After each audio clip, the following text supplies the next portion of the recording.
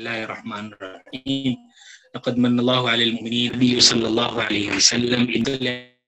على سيدنا مولانا محمد النبي الأمي وعلى آله وصحبه وسلم تسليما اللهم صل على سيدنا مولانا محمد عبدك ورسولك وصل على المؤمنين والمؤمنات والمسلمين والمسلمات اللهم صل على سيدنا مولانا محمد افضل الصلوات واکرم التسلیمات۔ میں بہت شکر گزار ہوں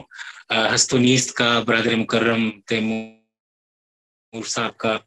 اور تمام منتظمین کا، جنہوں نے رسول اللہ صلی اللہ علیہ وسلم کی شخصیت کے ایک بہت ہی نمایاں پہلو پر گفتگو کرنے کا موقع فراہم کیا، اور ربیع الاول کی مناسبت سے بھی اور ویسے بھی نبی اکرم صلی اللہ علیہ وسلم کا ذکر مبارک کبھی بھی کہیں بھی کیا جائے تو وہ برکت سے خالی نہیں ہوتا، اور برکتوں کا جہان ہوتا ہے اس کے اندر۔ رسول اللہ صلی اللہ علیہ وسلم کی شخصیت کے بارے میں یقیناً بہت سارے پہلو ہیں جن پر بات مسلسل ہوتی چلی آ رہی ہے، تقاضا ہے اس کے بڑھتی ہی جائے گی، اور ہر عہد کے اندر، ہر زمانے کے اندر رسول اللہ صلی اللہ علیہ وسلم کی شخصیت کو دیکھنے کے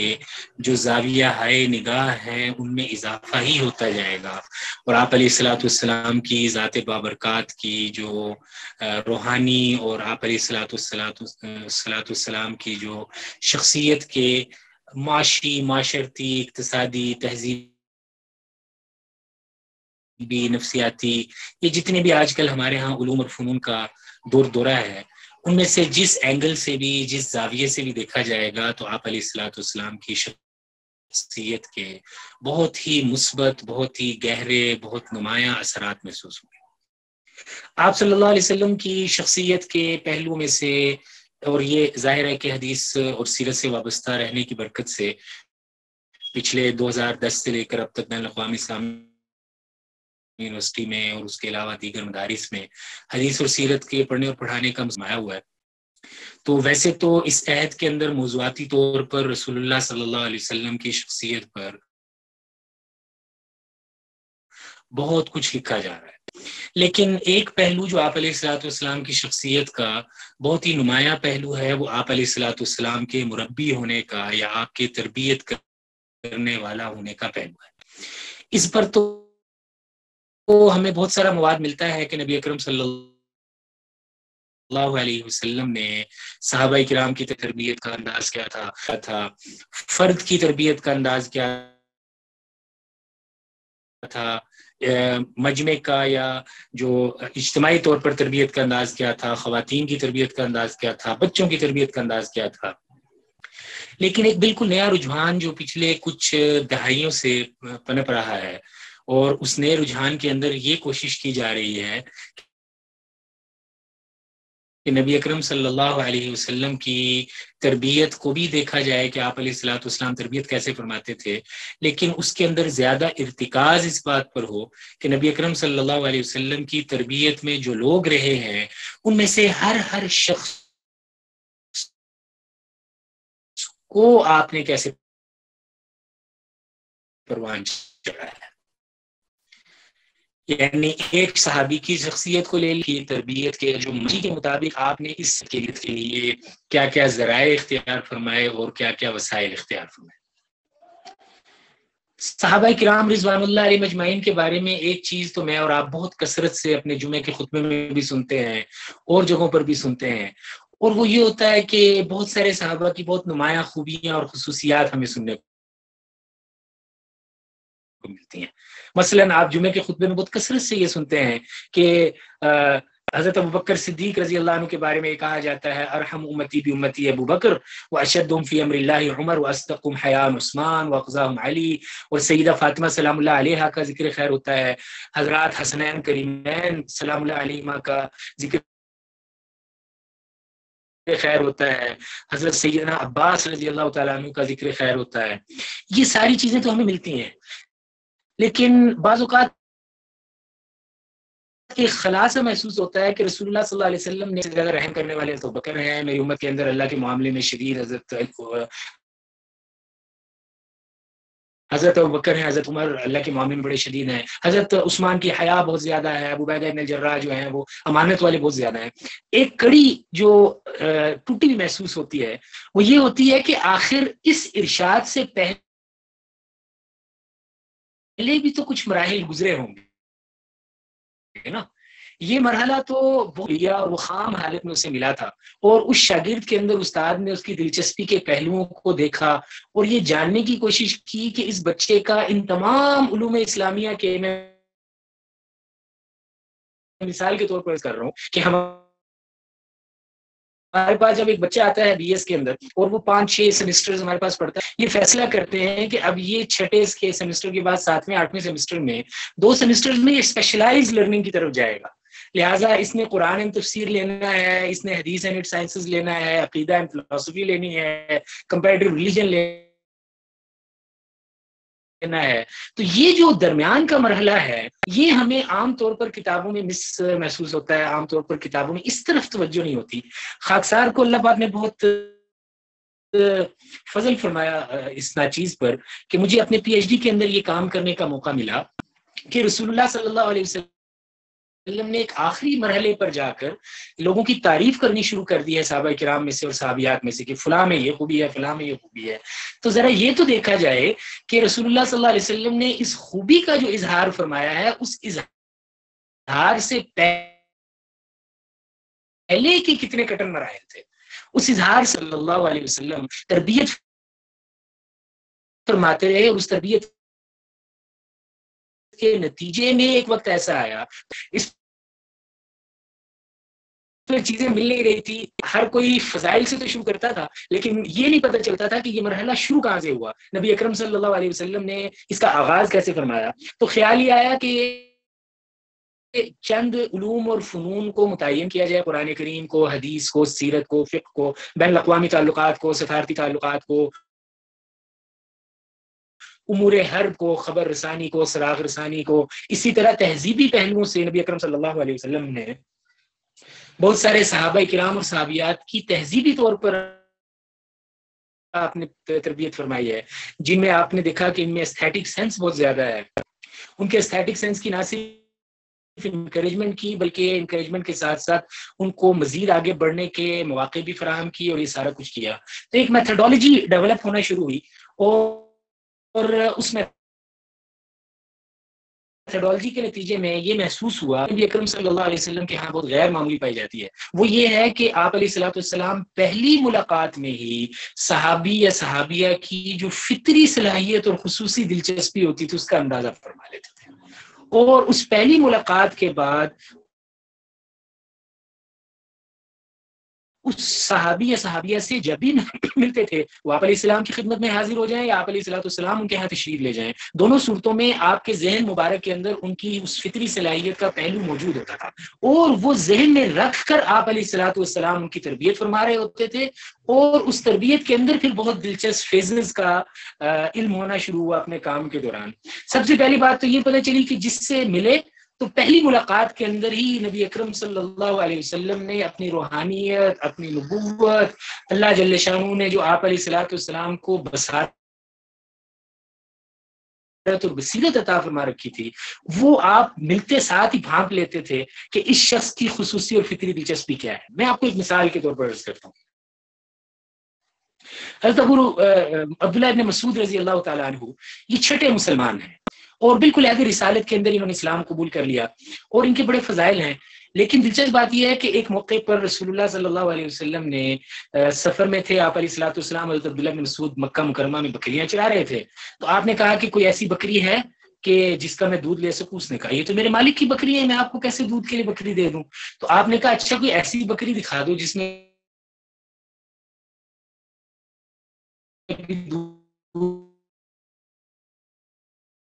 اترا ہی نہ ہو. تو انہوں نے کہا کہ ہاں بکری کے تھن پر ہاتھ رکھا اور کچھ پڑا اور اس کے بعد نکلنا شروع ہو گیا. اور حضرت عبداللہ ابن مسعود رضی اللہ عنہ کی جو کیوروسٹی تھی اس میں، حضرت عبداللہ ابن مسعود نے دیکھتے ساتھ یہ کہا کہ یہ کیا کیا ہے آپ نے، یہ مجھے بھی سکھائیں. تو آپ علیہ الصلوۃ والسلام نے اس وقت ایک جملہ ارشاد فرمایا حضرت عبداللہ ابن مسعود کے بارے میں، اور سچی بات ہے کہ آپ علیہ السلام کی بصیرت پر قربان ہونے کو جی چاہتا ہے کہ اگلے 20-22 سال کی تربیت کے بعد اگر کوئی چیز سچ ثابت ہوئی تو وہ پہلی ملاقات میں فرمایا گیا جملہ تھا جو سچ ثابت ہوا. آپ علیہ السلام نے فرمایا انک غلام معلم. تم تو ایک چھوٹی ہے, تمہاری یہ جو سمجھنے کی کیوریوسٹی ہے, مجھے اس سے یہ لگتا ہے کہ میاں تم جو ہے نا پڑھنے پڑھانے کی فیلڈ میں آؤ گے اور تم اسی فیلڈ کے اندر ایکسل کرو گے, اور پھر امت نے ایک وقت ایسا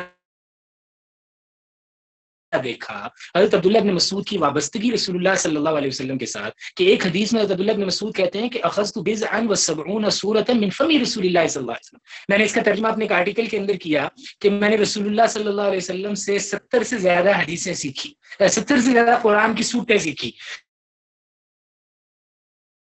تو میرے شیخ ڈاکٹر محمد یاسین مسعود صدیقی رحمۃ اللہ علیہ نے جب وہ آرٹیکل پڑھا تو میری بہت شدید سرزنش فرمائی, اور یہ فرمایا کہ تم نے ایک صحابی کے الفاظ کو درست انداز میں نہیں بیان کیا. وہ یہ کہہ رہے ہیں کہ میں نے 70 صورتیں براہ راست رسول اللہ صلی اللہ علیہ وسلم کے منہ مبارک سے سیکھی. تو یہ رسول اللہ صلی اللہ علیہ وسلم سے 70 صورتوں کا سیکھنا, اور پھر وہی جو میرا پی ایچ ڈی کا تھیسس تھا کہ پہلے identification of the special interest, وہ آپ نے پہلی ملاقات میں آئیڈینٹیفائی کر لیا. اب عبداللہ ابن مسعود کی تربیت شروع ہو رہی ہے, اب ان کو قرآن کریم سنایا جا رہا ہے. قرآن کریم کی آپ جانتے ہیں 100 سے کچھ زائد صورتیں, 113 صورتیں ہیں. جی جی بہت ہی خوبصورت پوائنٹ ہے ان کا بھی جو بات ہو رہی تھی. جی جی میں نے واقعی یہ ذرا ایک ڈفرینٹ, مطلب میں نے میرے مطالعے میں بھی یہ چیز نہیں آئی, ایک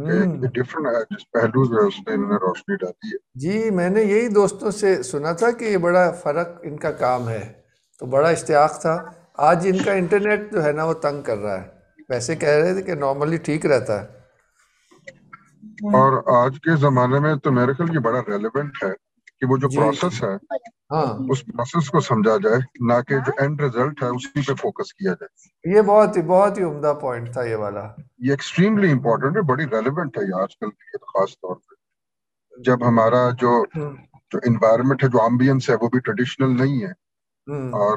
ہر طرف ڈسٹریکشن ہے. تو یہ بہت ہی ریلیونٹ ہے کہ اس پروسیس کو سمجھا جائے. نے ریکنیکٹ کر لیا علی صاحب, ہم لوگ سید عباس ہمارے ساتھی ہیں. میں بہت معافی چاہتا ہوں. نہیں اچھا ہو گیا, ہم نے تھوڑی سی تبصرہ بھی کر لیا, اور ہم دونوں بہت ہی خوش ہو رہے ہیں آپ کے بیان سے کہ بڑا منفرد اور بہت اہم نقطہ ہے جس پہ آپ بات کر رہے ہیں. بسم اللہ. تو میں یہ عرض کر رہا تھا کہ رسول اللہ صلی اللہ علیہ وسلم کے ہاں پھر مجھے موقع ملا اس کو دیکھنے کا, تو اندازہ ہوا کہ 3-4 فیزز ہیں اصل میں تربیت کے. سب سے پہلا فیز تو ہوتا ہے آپ علیہ السلام کی identification of the special interest of the companion, کہ آپ پہلی ملاقات میں, دوسری ملاقات میں اس کے حلیے سے, اس کی گفتگو سے, اس کے انداز سے, بعض اوقات آپ علیہ السلام کے سامنے ایک صحابی آ کر بیٹھے اور کچھ بھی نہیں کہا, لیکن آپ علیہ السلام نے ان کے چلنے سے اور ان کی باقی چیزوں سے اندازہ لگا لیا کہ بھائی یہ حلم والا آدمی ہے, یہ وقار والا آدمی ہے, اس کے مزاج کے اندر ٹھہراؤ بہت ہے. لہٰذا اب اس صحابی سے آپ, عجیب بات یہ ہے کہ روایتیں جتنی, آپ علیہ السلام ایک طرف ایک صحابی کو دیکھتے ہیں کہ جن کے مزاج کے اندر شیولری ہے, بہادری ہے, بریوری ہے, اور یہ دیکھتے ہیں کہ جب دیکھو اس کے ہاتھ کے اندر تیر اور کمان. جب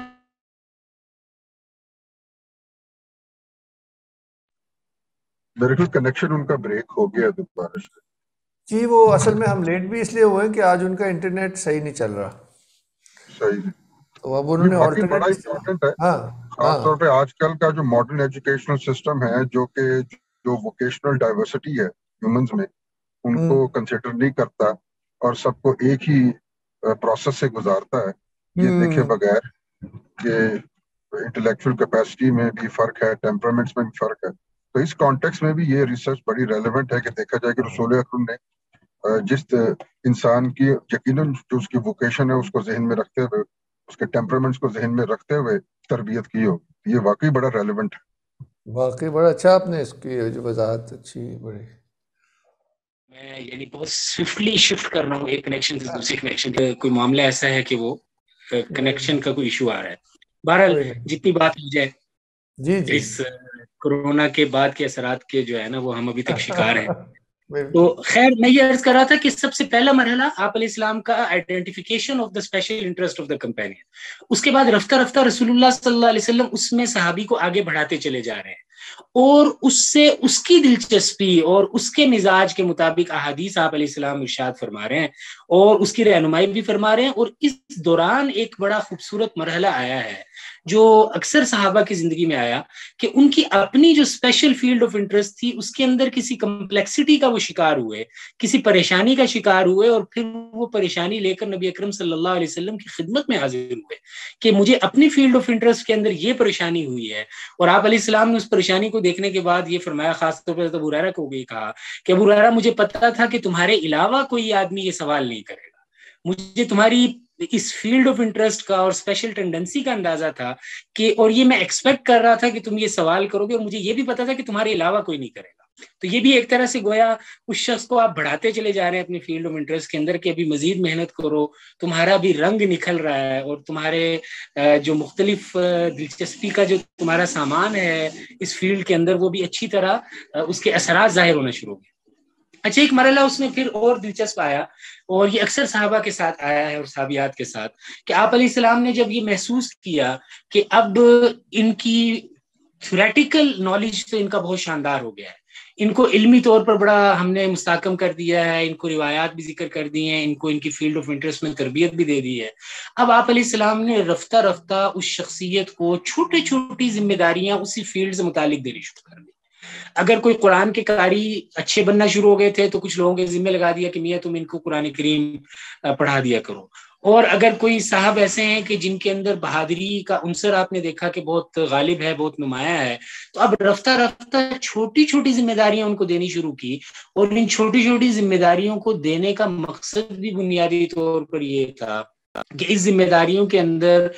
بعض اوقات ذمہ داری کو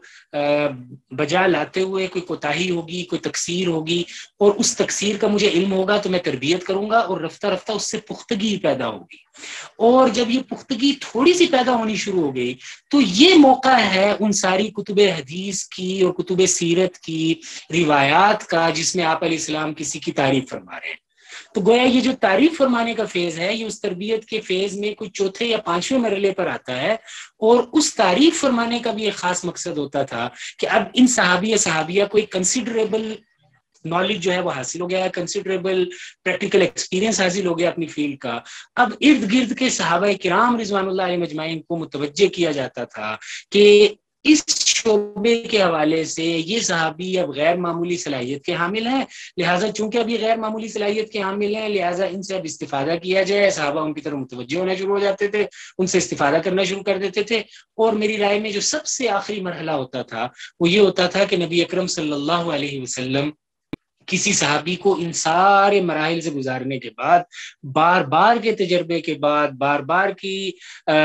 مشق کروانے کے بعد پھر کوئی بہت بڑی ذمہ داری ان کو اپنی زندگی میں ہی سونپ دیتے تھے. اور اس ذمہ داری کو سونپتے ہوئے بھی پھر آپ علیہ السلام بعض اوقات چیک کرتے تھے, ان سے کچھ سوالات کرتے تھے کہ بھائی اگر یہ ہو جائے تو اگر یہ ہو جائے تو کیا کرو گے. اور جب وہ درست جواب دیتے تھے تو اس سے پھر آپ علیہ السلام کو اطمینان ہو جاتا تھا کہ یہ وہ شخص جو میرے پاس پہلی دفعہ آیا تھا اور میں نے پہلی دفعہ میں اس کی دلچسپی کو دیکھنے کے بعد اس کی فطری صلاحیت, اس کے فطری رجحان کا اندازہ لگا کر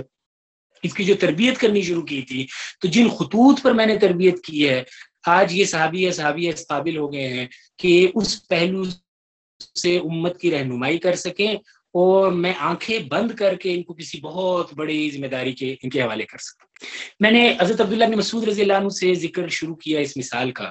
آپ دیکھیے کہ آپ علیہ السلام کے وابستہ ہونے کے بعد آپ علیہ السلام قرآن کریم سکھا رہے ہیں. اب ظاہر ہے قرآن کریم جو ہے وہ علم بھی ہے, حکمت بھی ہے, نور بھی ہے, تصوف بھی ہے, فقہ بھی ہے, شریعت بھی ہے, دین کے جتنے بھی ماخذ ہیں ان سارے ماخذ کا منبع ہے قرآن کریم. اور اس میں سے بھی 70 سے زائد صورتیں براہ راست ان صحابی کو سکھا رہے ہیں, اور یہ سیکھتے چلے جا رہے ہیں. اور یہ بھی چونکہ آپ علیہ السلام کے ساتھ بہت زیادہ وابستہ ہو رہے ہیں, اتنے زیادہ وابستہ ہو رہے ہیں کہ ان کا لقب بن جاتا ہے صاحب الوسادہ, صاحب النعلین, صاحب الطہور, صاحب المیزہ, کہ یہ رسول اللہ صلی اللہ علیہ وسلم کے تکیے کو سنبھالنے والے ہیں, آپ علیہ السلام کے نالین شریفین کو سنبھالنے والے ہیں, آپ علیہ السلام کے وضو کے سامان کا بندوبست کرنے والے ہیں, آپ علیہ السلام کی راحت کی دیگر چیزوں کا خیال کرنے والے ہیں. اب یہ عبداللہ ابن مسعود سفر اور حضر میں ساتھ ہیں. اب انکریجمنٹ کا لیول بڑھایا جا رہا ہے. یہ گھر کے آدمی تو نہیں ہیں لیکن صحابہ کرام یہ کہتے ہیں کہ ہم تو یہ سمجھتے تھے کہ حضرت عبداللہ ابن مسعود رسول اللہ صلی اللہ علیہ وسلم کے رشتہ دار ہیں، اتنی کثرت سے ان کا رسول اللہ صلی اللہ علیہ وسلم کے گھر آنا جانا ہوتا تھا کہ ہم بڑے عرصے تک یہ سمجھتے رہے کہ ان کا کوئی نسبی تعلق ہے رسول اللہ صلی اللہ علیہ وسلم کے ساتھ۔ اور آپ نے اسی انکریجمنٹ کے نقطۂ نظر سے ایک حدیث کے اندر یہ فرمایا کہ عبداللہ باقی لوگوں کو تو میرے گھر میں داخل ہونے کے لیے میری اجازت کی ضرورت ہے، لیکن تمہارے لیے اتنا کافی ہے کہ تم اگر میرے گھر میں آؤ اور ہلکی سی آواز نکال لیا کرو تو اتنا کر کے تم میرے گھر میں داخل ہو سکتے ہو۔ ان کے رغبت جو علم کی تھی اس کی وجہ سے اب حضرت عبداللہ ابن مسعود کو کمال حاصل ہونا شروع ہو گیا، اور اس کمال کے نتیجے میں تھوڑا سا قرآن فہمی بھی آنا شروع ہو گئی ہے، حدیث کا فہم بھی اور فقہ کا فہم بھی آنا شروع ہو گیا ہے۔ تو آپ علیہ الصلوۃ والسلام ایک موقع پر اعلان فرماتے ہیں، اور آپ یہ فرماتے ہیں کہ من سرہ ان یقرأ القرآن غضا کما انزل فعلیہ بقراءۃ ابن ام عبد، کہ جو آدمی یہ چاہے کہ قرآن کریم کو ایسے ہی تر و تازہ فریش، یعنی آج کی تعبیر کے اندر کہ کوئی چیز جو بالکل تازہ بتازہ کہیں سے نکل رہی ہو، جو بالکل خستہ ہو، اگر کوئی قرآن کریم ایسے ہی خستہ اور تازہ انداز میں پڑھنا چاہے جیسے کہ وہ قرآن کریم نازل ہوا ہے، فعلیہ بقراءۃ ابن ام عبد، اسے چاہیے کہ ابن ام عبد یعنی انو کی قراءت کی اتباع کرے۔ یہ اب کیا ہو رہا ہے، یہ تربیت کا وہ درمیانی فیز میں آپ علیہ السلام نے جتنی تربیت فرما دی ہے، اس تربیت کے بعد اب آپ علیہ السلام کے پیش نظر یہ ہے کہ دیگر صحابہ کرام ان سے تربیت حاصل کریں، ان سے سوالات کریں، ان کو اشکالات ہوں، یہ کچھ جواب دے سکیں کچھ نہ دے سکیں، اس کے نتیجے میں جب میرے پاس آئیں گے تو اس آنے کے نتیجے میں ہوگا یہ کہ وہ میرے پاس جب آئیں گے تو میں ان کی مزید تربیت کروں۔ اب آپ دلچسپ بات یہ دیکھیے کہ عبداللہ بن مسعود رضی اللہ عنہ کی آپ علیہ السلام نے جو تربیت فرمائی ہے، اس تربیت کا اثر یہ ہوا کہ صحابہ کرام میں حضرت عبداللہ ابن مسعود رضی اللہ عنہ کی جو قرآن فہمی تھی اس کے آگے سارے حضرات خاموش بیٹھتے تھے، اور پھر حضرت ابوبکر کے عہد میں، حضرت عمر کے عہد میں، حتیٰ کہ عراق والوں نے یا کوفہ والوں نے ایک موقع پر حضرت عبداللہ ابن مسعود رضی اللہ عنہ کو مانگا، حضرت عمر سے یہ خط لکھا اور کہا کہ ہمیں ایک ایسا صحابی رسول بھیجیے جس صحابی رسول سے ہم فقہ اور دین کی تعلیم حاصل کریں۔ تو حضرت عبداللہ ابن مسعود نے کو بھیجتے ہوئے حضرت عمر نے جو خط لکھا ہے اہل کوفہ کو، اس میں یہ کہا کہ اہل کوفہ، میں نے عبداللہ ابن مسعود کو اپنے پر ترجیح دیتے ہوئے تمہارے پاس بھیجا ہے۔ یہ کیا ہو رہا ہے، یہ رسول اللہ صلی اللہ علیہ وسلم کا وہ پہلا، جی معذرت چاہتا ہوں، یہ رسول اللہ صلی اللہ علیہ وسلم کا وہ پہلا جو جملہ تھا کہ انکا غلام معلم، کہ تم تو ایک نوجوان پڑھے لکھے آدمی معلوم ہوتے ہو، تم تو کوئی ماسٹر معلوم ہوتے ہو، کوئی پڑھنے لکھنے والے معلوم ہوتے ہو۔ وہ بات آپ دیکھیے کہ حضرت عمر رضی اللہ تعالیٰ عنہ کے عہد کے اندر پوری طرح سچ ثابت ہوئی۔ حضرت عمر رضی اللہ تعالیٰ عنہ کو یہ ادراک ہو گیا کہ رسول اللہ سے، اور اس کو آپ ایکسٹینڈ کرتے چلے جائیے۔ وقت کی کمی ہے، میں صرف ایک کیس سٹڈی آپ کے سامنے رکھ سکا، ایک مختصر ایک اور کیس سٹڈی رکھ دیتا ہوں۔ سیدنا معاذ بن جبل رضی اللہ تعالیٰ، آپ صلی اللہ علیہ وسلم نے دیکھا کہ حضرت معاذ رضی اللہ تعالیٰ عنہ ایکسل کر رہے ہیں اور آپ علیہ السلام سے سیکھ رہے ہیں اور سیکھنے کا جذبہ بہت زیادہ ہے۔ تو اب آپ علیہ الصلوۃ والسلام یہ کہ حضرت معاذ بن جبل کو دو ذمہ داریاں دی۔ ایک ذمہ داری تو یہ دی کہ معاذ تم اپنے محلے کی مسجد میں امامت کروایا کرو، میرے پیچھے نماز پڑھا کرو، بعض روایتوں میں آتا ہے، اور میرے پیچھے نماز پڑھ کے اپنے محلے کی مسجد کے اندر جا کے امامت کروایا کرو۔ حضرت معاذ رضی اللہ عنہ نے جب اس حکم کی تعمیل کرنی شروع کی تو اس حکم کی تعمیل کے دوران ان سے کچھ غلطیاں ہوئی، مثلا لمبی نماز پڑھا رہے ہیں، اور ایک صاحب جو تھے وہ بیچارے کھیتی باڑی کرتے تھے، انصاری تھے، اور وہ تھکے ہارے عشاء کی نماز کے اندر آتے تھے، معاذ لمبی لمبی صورتیں پڑھتے تھے۔ لوگوں نے شکایت لگائی، ایک روایت کے اندر تو آتا ہے کہ ان صاحب نے رسول اللہ صلی اللہ علیہ وسلم کو شکایت لگانے کا کہا حضرت معاذ کو۔ حضرت معاذ بھی ظاہر ہے کہ نوجوان آدمی تھے، اگلے دن انہوں نے اور لمبی نماز پڑھائی، تو انہوں نے بہت سخت سست کہا حضرت معاذ کو، اور اپنی نماز بھی توڑ دی، اور نماز توڑ کر جا کر رسول اللہ صلی اللہ علیہ وسلم کو شکایت لگائی۔ آپ صلی اللہ علیہ وسلم نے حضرت معاذ کی سرزنش فرمائی اور یہ کہا کہ افتان انت یا معاذ، معاذ تم لوگوں کو پریشانی میں مبتلا کرتے ہو، لیکن جو چیز ہمارے سے اوجھل ہو جاتی ہے وہ یہ ہے کہ یہ معاذ جس کی سرزنش ہو رہی ہے، جس کی غلطیوں کی اور تقصیرات کی اور کوتاہیوں کی نشاندہی ہو رہی ہے، اسی معاذ کو وفات سے پہلے یمن پورے کا گورنر بنا کر بھیج دیا۔ یعنی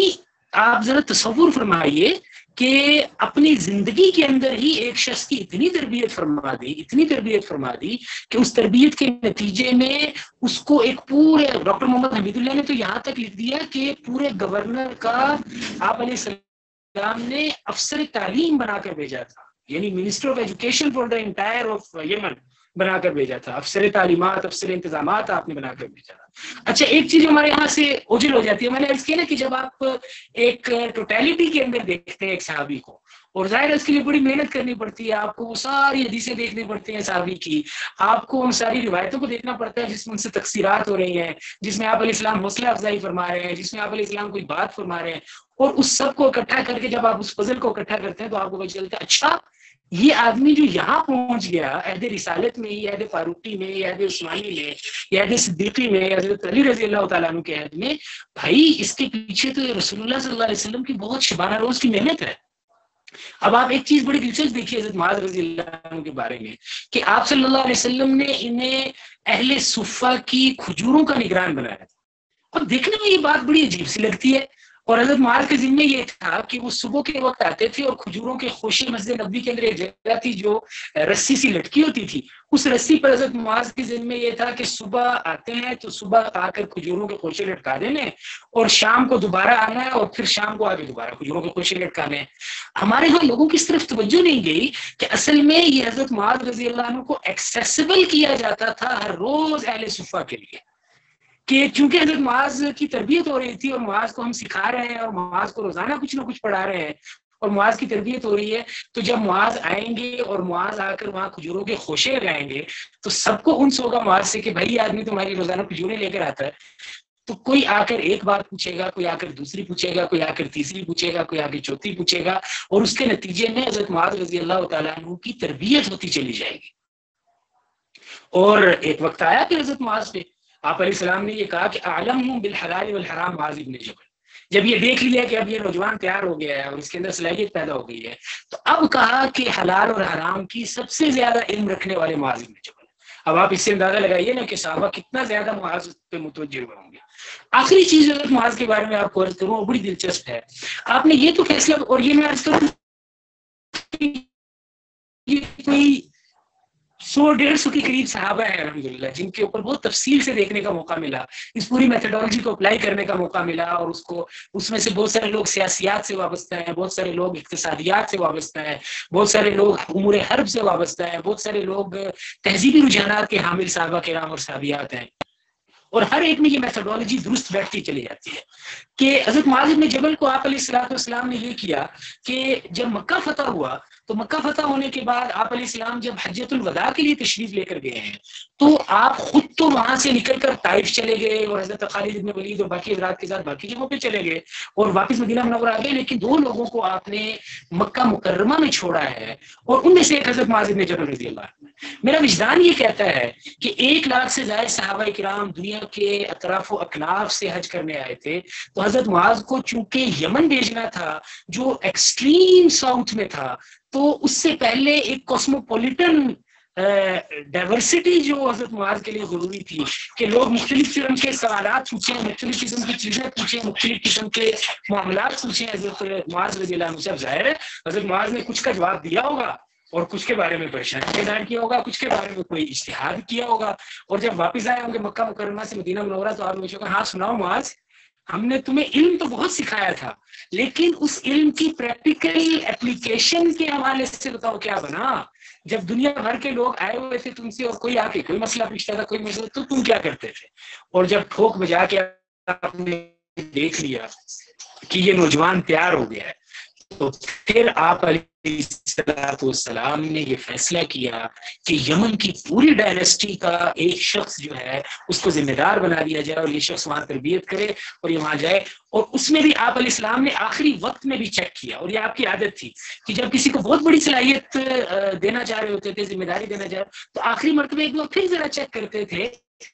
کہ کیا واقعی خام مال ہے، یہ تیار ہو چکا ہے۔ تو معاذ سے پوچھا کہ معاذ تمہیں میں یمن بھیج رہا ہوں، تم فیصلہ کیسے کرو گے؟ حضرت معاذ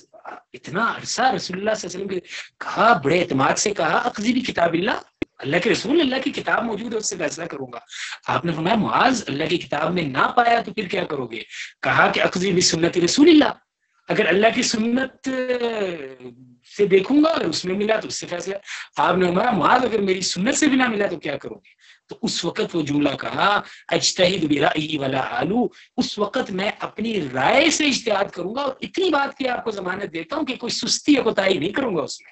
آپ علیہ الصلوۃ والسلام کا سینہ اس بات سے کھل گیا اور آپ اتنے خوش ہوئے، اتنی مسرت کا اظہار فرمایا آپ نے فرمایا الحمدللہ الذی وفق رسول اللہ لما یحب رسول اللہ. تمام تعریفیں صلی اللہ کے لیے ہیں جس نے اللہ کے بھیجے ہوئے فرستادے کو اس چیز کی توفیق دے دی جو اللہ اور اس کے رسول کو پسند ہے. یہ کیا ہو رہا ہے؟ یہ صلاحیتوں کا ادراک ہو رہا ہے. بطور ایک معلم کے آج، بطور ایک مربی کے آج مجھے جو چیز کرنے کی ضرورت ہے وہ یہ ہے کہ میری کلاس کے اندر، میرے حلقے کے اندر، میرے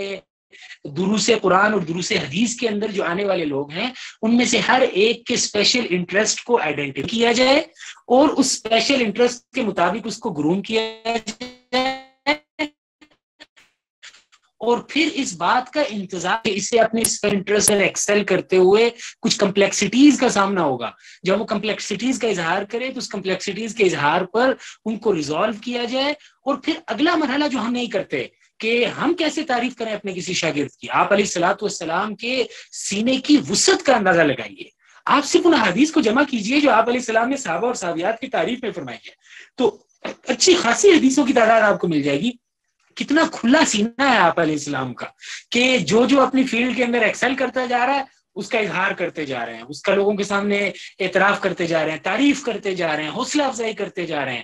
اور پھر اس کو چھوٹی چھوٹی ذمہ داریاں دے رہے ہیں. اور جب وہ ان ذمہ داریوں سے آہستہ آہستہ عہدہ بڑھا ہو رہا ہے تو پھر کسی بڑی ذمہ داری کے اوپر اس کو لگا رہے ہیں. سیدنا علی رضی اللہ عنہ کی آپ مثال لے لیجئے، آپ باقی حضرات کی مثال لے لیجیے، عمر بن العاص ہیں، حضرت سفارتکاری کے میدان کے اندر حاتب بن ابی بلتعہ ہیں، اور عمر بن العاص رضی اللہ عنہ کا کردار ہے. اسی طرح آپ جنگ کے اندر حضرت خالد بن ولید کو دیکھ لیجیے، حضرت باقی صحابہ کرام کو دیکھ لیجیے.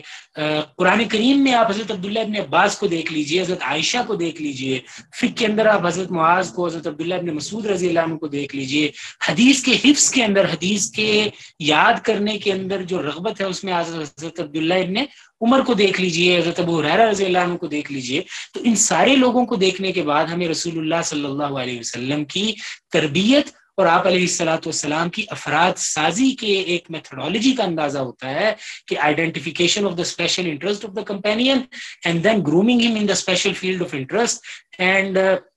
resolving the issues of the companions in their respective field of interest, or after a considerable achievement in the respective field, expressing their excellence among the companions so that they could benefit from them, اور پھر اس کے بعد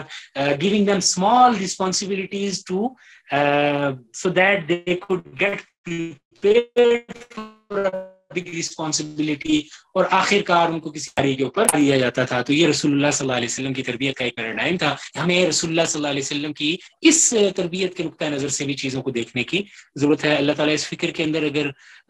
درستگی ہے تو اس میں مزید برکت عطا فرمائے، اور اس میں کوئی کجی اور کوتاہی ہے تو اللہ تعالیٰ اس کی اصلاح فرما دے. اگر کسی کے کچھ سوالات ہوں تو ہم لے لیتے ہیں. جی ماشاءاللہ، بہت ہی دلچسپ اور بہت ہی زبردست. میں جیسے خصوصاً سوچا تھا کہ حضرت معاذ کا آپ نے جو بتایا،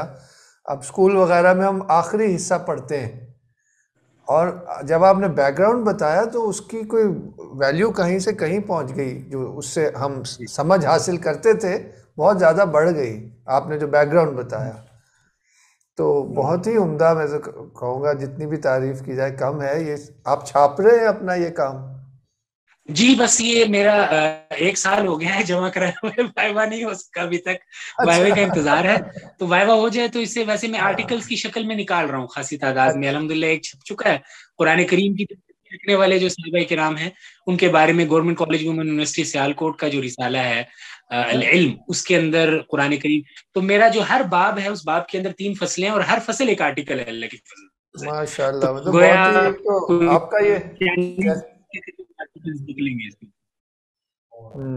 یہ تو بڑا کارنامہ ہے اور یہ بڑی سعادت کی بات ہے. اور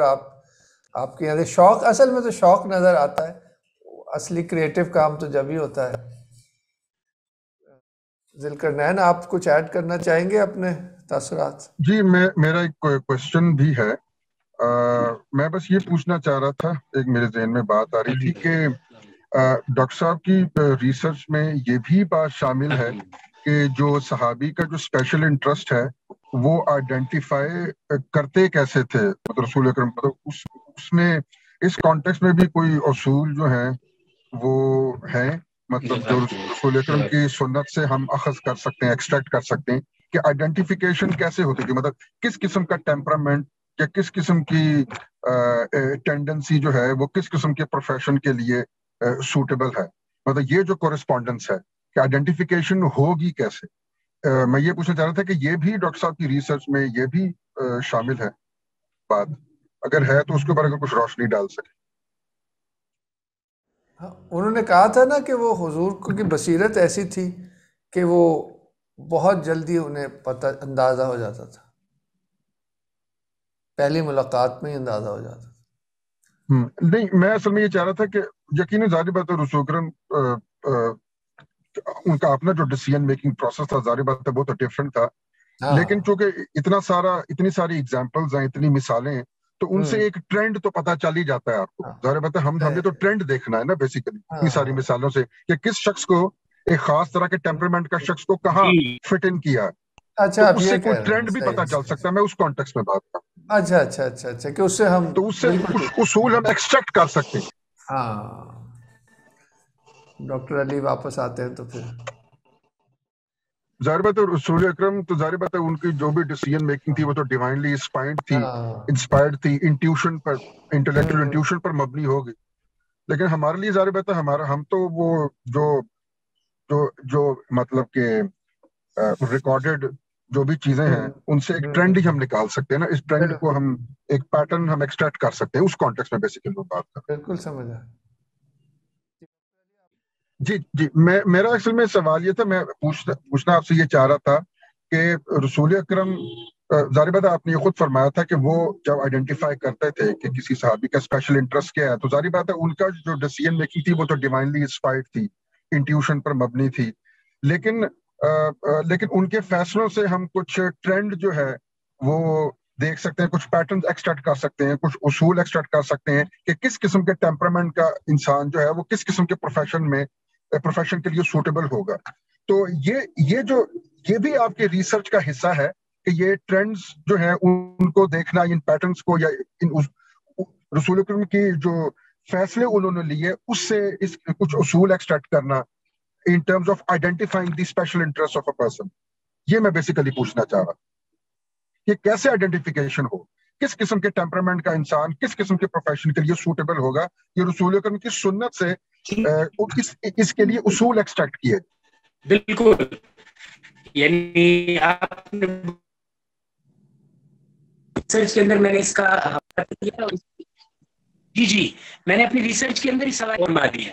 مثلاً آپ نے سیدنا ابو ذر غفاری رضی اللہ عنہ کو ایک موقع پر یہ فرمایا کہ اے ابو ذر کبھی بھی دو شخصوں کے درمیان فیصلہ نہ کرنا، اس لیے کہ آپ نے ان کو دیکھا، ان کے عمومی رویے کو دیکھا، ان کے مزاج کو دیکھا، اور اس کو دیکھ کر آپ کو یہ اندازہ ہوا کہ دو شخصوں کے درمیان فیصلہ کرنے کے لیے آدمی کی ضرورت ہوتی ہے، شاید یہ نہیں پایا جاتا. لیکن اس کے مقابلے میں آپ دیکھیے حضرت علی رضی اللہ تعالیٰ عنہ کو آپ مسلسل فیصلوں کے لیے بھیج رہے ہیں، اور اس مسلسل فیصلوں کے دوران ایک موقع پر آپ علیہ السلام نے کسی بہت بڑے فیصلے کے لیے بھیج دیا. آپ غالباً حضرت علی کو اپنی زندگی میں آپ نے یمن بھیجا ہے قاضی بنا کر ایک موقع پر. تو جب یمن بنا کر بھیج رہے تھے قاضی، تو آپ نے حضرت علی کو جب بھیجا تو حضرت علی نے پوچھا اللہ کے رسول آپ مجھے یمن بھیج رہے ہیں اور اتنا بڑی ذمہ داری میرے حوالے کر رہے ہیں تو میں کیا کروں گا؟ آپ نے بہت آسان بات فرمائی. آپ نے کہا علی جب بھی دو لوگوں کے درمیان فیصلہ کرنا ہو تو ان دونوں کو اکٹھا کر لینا اور ان دونوں کی بات سننے کے بعد فیصلہ کرنا. اب یہ ایسی شاندار بات تھی آپ علیہ السلام کی. حضرت علی کہتے ہیں کہ فما شککت فی القضاء بعد، اس مسئلے کے بعد، اس رہنمائی کے بعد مجھے کبھی قضاء ٹیمپرمنٹ کا جہاں تک آپ نے ذکر کیا، اگر آپ کا وقت ہو تو ایک بہت خوبصورت آپ کو واقعہ عرض کرتا ہوں. سلمۃ بن الاکوع جن صحابی کا میں نے ذکر کیا ہے جو بہت تیز دوڑتے تھے اور بہت شاندار تیر انداز تھے، تو آپ اب عمر میں یہ صحابی بہت کم تھے، میرے خیال ہے 10-12 سال سے کم عمر تھی، لیکن بہت شاندار انہوں نے تیر اندازی کی. اور حتیٰ کہ رسول اللہ صلی اللہ علیہ وسلم کی بیت المال کے جو جانور لیے گئے تھے اور چادریں لی گئی تھی، مشرکین یا جو ہم غارت گر تھے وہ بھی چھوڑ گئے اور اپنا وزن ہلکا کرنے کے لیے اپنی چادریں، اپنا سامان بھی پھینکتے چلے گئے تاکہ کچھ وزن ہلکا ہو اور وہ بھاگ سکیں. اتنی دیر میں خیر سارے صحابہ پہنچ گئے.